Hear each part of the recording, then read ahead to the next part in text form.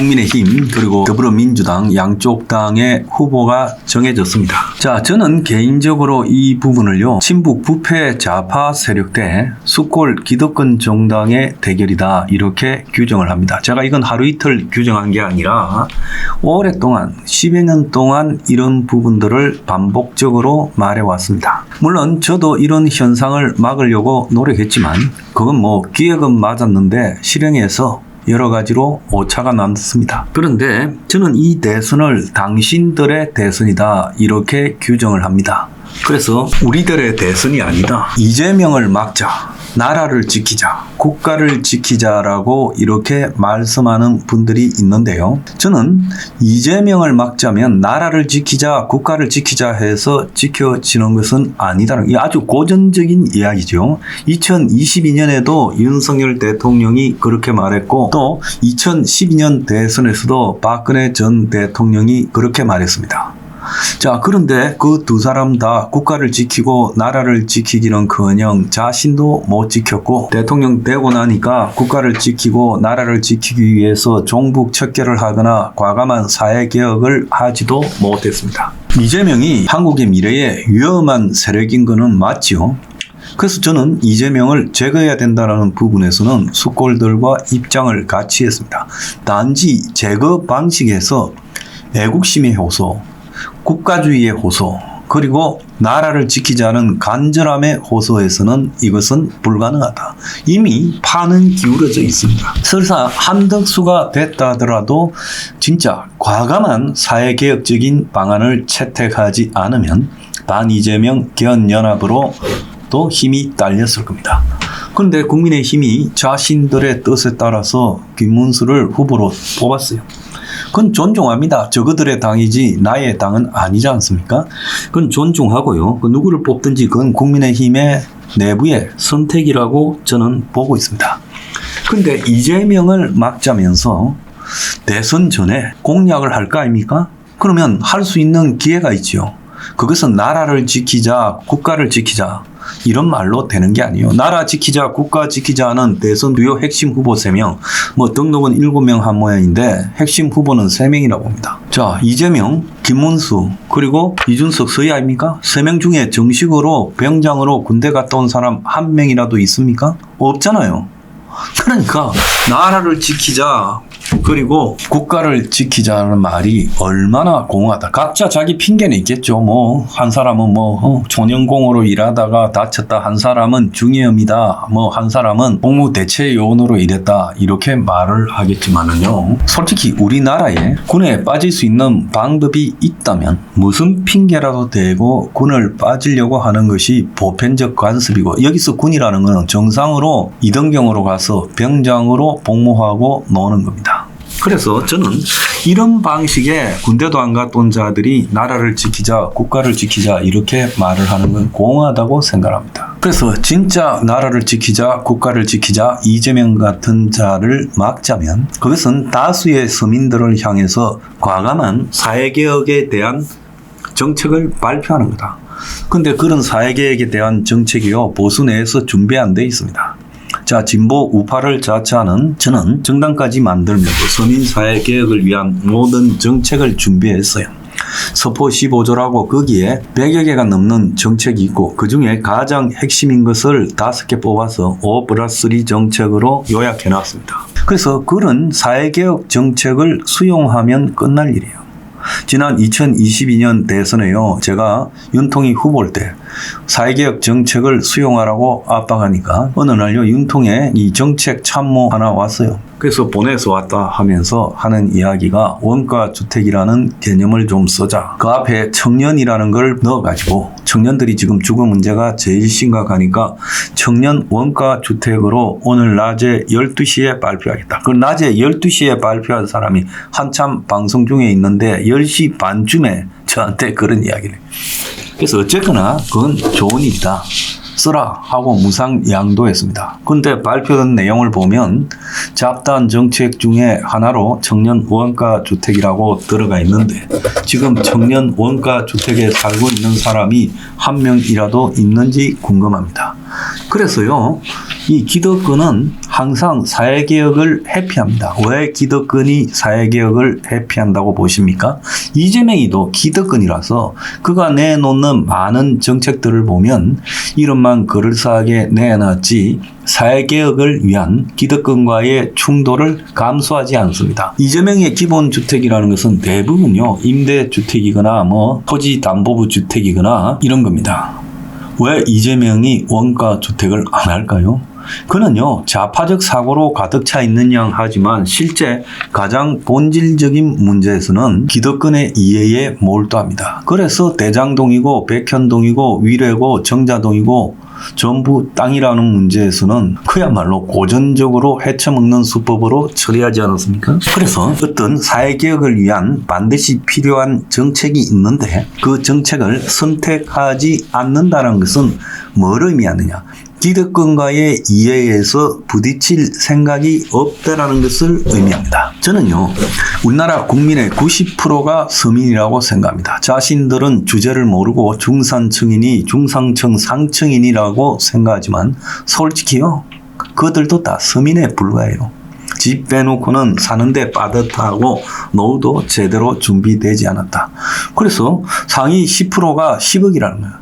근데 집 빼놓고 나면 10억이라는 게 뭐가 남습니까? 그러니까 10억 이상이 있어야 상위 10%인데 그러면 10억도 안 되는 하위 90%는 전부 개털 아닙니까?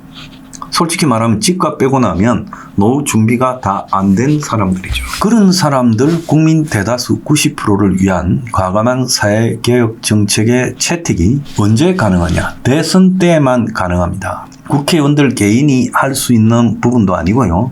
이것은 사회를 바라보는 방향에 대해서 근본적인 수정을 하고 바꿔야 되겠다. 그래서 우리 사회를 개혁해서 우리 사회의 포퓰리즘이나 사회주의나 공산주의나 이런 것들이 잠식하지 못하게 해야 되겠다. 개혁이 최상의 좌파를 막는 친북을 막는 저는 특효약이다. 우리나라에 개혁되지 않음으로써 남아있는 여러 부패 구조와 또 기득권 구조 속에서 실망을 느낀 사람들이 개딸화되고 파퓰리즘을 추종하고 이러면서 나라 정치가 오늘날 이 모양이 됐습니다. 그래서 나라 정치가 이 모양이 되는데 가장 기여한 것은 개혁하지 않는 이재명도 좌파의 색채를 떴지만은 수골 친북 좌파 기득권이고 그리고 국민의힘은 오리지널 수골 기득권이다. 그래서 수골 기득권끼리 지금 쌈박질을 하고 있다라고 봐야 됩니다. 그래서 이재명을 막자. 지금 김문수가 되어서 그렇게 이야기하는 부분. 그래서 이재명 막고 그렇게 대통령 당선된 윤통이 그가 집권하는 기간 동안 3년도 안 되는 기간 동안에 과감한 서민을 위한 사회개혁을 했습니까? 왜 그랬는지도 모를 의료개혁을 한답시고 의사 정원한답시고 서민의 병원 가는 것도 불편하게 만들지 않았습니까? 그래서 윤통 정권에서 이제 윤통은 끝났으니까 이야기를 하겠습니다. 서민 위한 사회개혁이 있었습니까? 기득권을 위한 각종 규제 완화가 판을 치고 신자유주의적인 정권으로 가지 않았습니까? 그래서 보수가요, 자신들을 갖다가 냉정하게 되돌아볼 줄 알아야 된다는 거예요. 보수 대중들요, 마치요, 전북 100% 수골인 것처럼 생각하면서 그들에게 국가를 지키자, 나라를 지키자고 맹목적으로 강요하고 이재명을 막자고 맹목적으로 강요하는 것은 아니다. 그것은 또 다른 사기에 불과하다. 저는 그렇게 생각합니다. 그래서 이런 맹목적인 사기극으로 대통령이 되고 나면요, 그 다음에는 지 권력에 취해가지고 대장질 해먹는다고 그냥 날가는 줄 모르고 룰루랄라하고 군림하듯이 설치다가 나중에 이제 죽을 때쯤 되면 또 국가주의하고 나라를 덜먹이며 종북 철폐를 이야기합니다. 지금 다 그래요. 그래서 이제 한 번 쏘갔으면 두 번 쏘가서는 안 된다. 저는 김문수 후보가 서민 위한 과감한 사회개혁을 채택하라 요구합니다. 그렇다면 도와줄 수 있다. 그렇지 않다면 저는 적어도 이 나라의 합리적인 중도 세력이나 합리적인 상식적 우파 세력들은 이번 대선을 보이콧해야 된다. 그래서 수골 친북 좌파 기득권과 수골 오리지널 기득권 사이에 부부를 짓는다는 의미가 우리 사회의 서민들의 삶을 갖다가 향상시키는데 무슨 사회적 의미가 있겠나? 의미가 없다고 생각합니다. 자, 변하려고 노력하지 않고 거짓으로서요, 입에 침도 안 바르고 거짓말하고 대서 이 나라 서민들을 잘 살게 하겠다. 그런 주장에 맹목적으로 표를 찍어서는 안 된다. 대선이 아니면 이 사회에 흩어져 있는 약자 90% 서민 국민들은 자신들의 요구를 관철시킬 기회가 없습니다.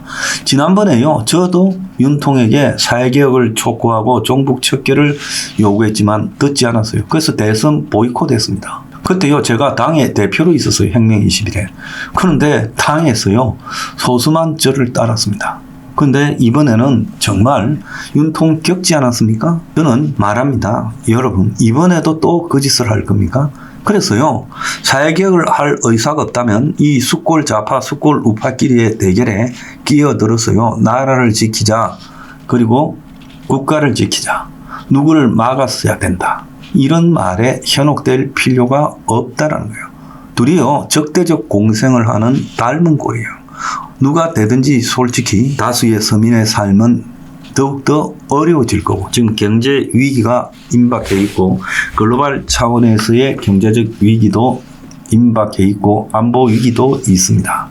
그래서 단순히 찍어달라, 니는 우파냐 좌파냐, 그 웃기는 꼬라지라고 저는 생각을 하고요. 그런 식으로 대중들을 압박하고 강요하는 것은 일종의 폭력적 행위라고 저는 보고 있습니다. 저한테요, 주말 사이에 엄청난 폭력적 댓글들이 이렇게 난리를 쳤어요. 저는 제 나름대로 이번에 대선에서 가장 상식적인, 극단적으로 치우쳐 있는 좌우 포퓰리즘에 대응하고자 나름 기획을 했습니다. 그리고 그 기획이요, 잘 돌아가는 듯 하다가 그걸 추진하는 사람들의 여러 가지 문제들, 그리고 워낙 좌우 수골들이 강력하기 때문에 막판에 좌절됐습니다. 막판 꼬라지를 보면 제 계획대로 됐더라도 엉망이 됐을 거라고 보고 있습니다. 자, 그렇지만 이런 주장을 기획한 저는 잘못이 아니라고 봅니다. 이런 기획을 통해서 과감한 국가적 사회개혁을 할 수 있는 토대를 마련하고 지금 낭비적인 모든 선동들을 갖다가 청소하는 부분에 아직 이 나라 국민들이 수준이 도달하지 못했다고 보고 있어요. 저는 과감히 이야기합니다. 국민은 저질이다. 국민은 위대하다고 눈꼽만큼도 생각하지 않습니다.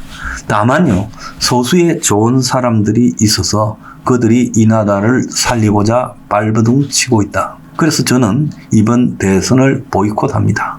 이 보이콧을 막을 수 있는 방법은요, 과감한 사회개혁뿐이다. 저를 따라서 많은 분들이요, 대선을 보이콧해 주기 바랍니다. 대선 보이콧만이요, 좌우 수골들을 자극시킬 수 있습니다. 투표를 안 하는 것도 자유입니다. 투표하게 만들고 싶다면 개혁부터 하라. 말랑한 국가나 나라를 들미기지 마라. 제 주장은 그렇습니다.